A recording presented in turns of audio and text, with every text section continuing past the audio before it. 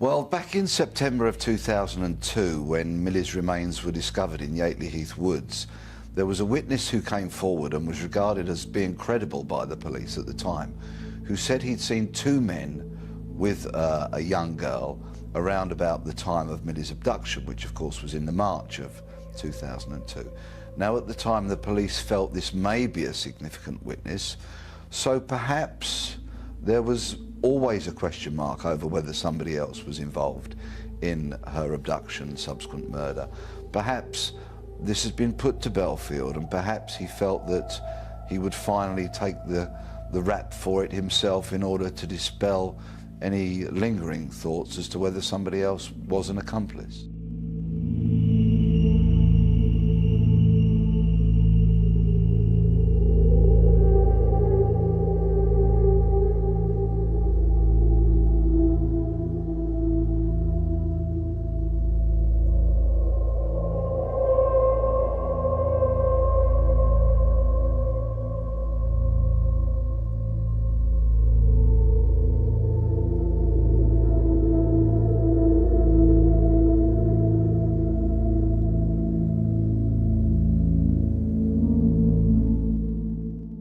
So this leads to the possibility that Belfield was being protected by the police. Perhaps it was not incompetence, but deliberate perversion of justice by actively protecting the perpetrator. Certainly in the earlier years of the investigation, we can ask the question, was Belfield being protected by the police? When you throw into the pot more facts, the possibility of the police having knowledge of Belfield's possible involvement grows further, starting with the fact that Belfield was a police informer. It is well known that police informers are well protected and usually paid by the police.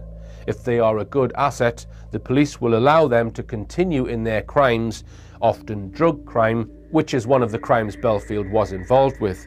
This article, written in 2011, states, "His usefulness to the Met was last night feared to be one reason the child sex monster and serial rapist dodged justice for so long." Let me repeat that. His usefulness to the Met was last night feared to be one reason the child sex monster and serial rapist dodged justice for so long. But all along, the maniac was registered with Met cops in Ealing, West London, as a covert human intelligence source. Let me repeat that, a covert human intelligence source. Add into the mix that Belfield was also known to offer men that he knew access to have sex with underage girls. In other words, he was acting as a pimp for underage prostitutes.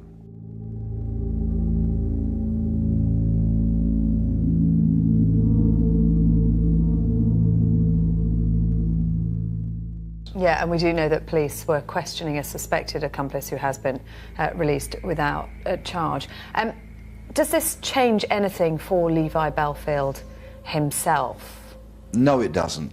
Levi Belfield will never taste freedom. Prior to being convicted for Millie's murder, he was convicted of two other murders, of Marsha MacDonald and Emily Delagrange, in separate incidents. Two young women in the prime of life, walking in the dark at night, both attacked cowardly from behind and both brutally murdered. Millie, of course, makes his tally of murders 3. He is serving a whole life-term sentence and will never taste freedom. And of course he was already in jail when he was arrested for Millie's murder, wasn't he? Yes, he was. He was already serving terms for those other murders. He has admitted to the abduction, rape and murder of Millie Dowler. He was convicted of her murder. It had been thought that she had been sexually assaulted, but it wasn't known. This is the first confirmation we've had of that. Incredibly difficult for the family at this time. What Bob and Sally Dowler have had to go through, I wouldn't wish upon my worst enemy. It is truly horrendous. Surely every parent's worst nightmare, having a child abducted and murdered. They've also suffered, dare I say it, at the hands of the media and wrongdoing.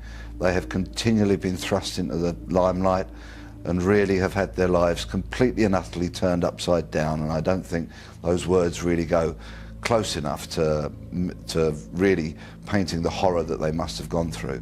Once again, all those dreadful feelings from 2002 and beyond will resurface as a result of this, and they really have my absolute unlimited sympathy. I really feel for them.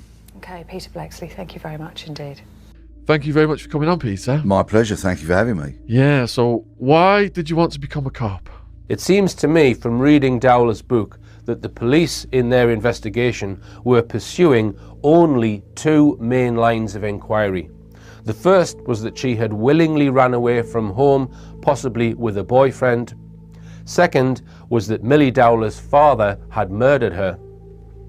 The book is extremely critical of the police investigation for not pursuing the correct line of inquiry, which was that she had been abducted against her will.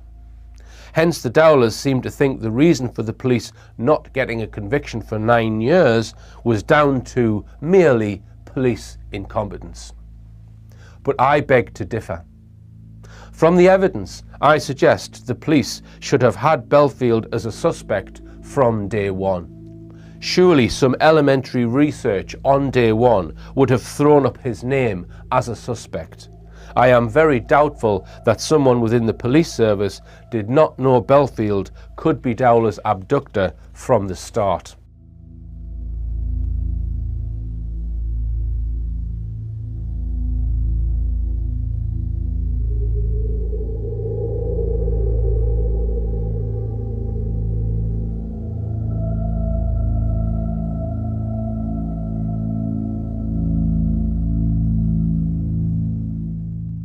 A covert human intelligence source. Add into the mix that Belfield was also known to offer men that he knew access to have sex with underage girls. In other words, he was acting as a pimp for underage prostitutes. If Belfield knew the identities of men who had had sex with underage girls, that could give him considerable power over them. Bear in mind that at his paedophile parties, he is alleged to have filmed men having sex with underage girls who had been drugged with GHB. This story from 2005 explains how 2 Surrey police officers were jailed for a catalogue of inappropriate behaviour and having on-duty sex with teenage drunken women they had been called to help. Did they know Levi Belfield? Were Surrey police having a clear out before allowing Belfield to be named as a suspect?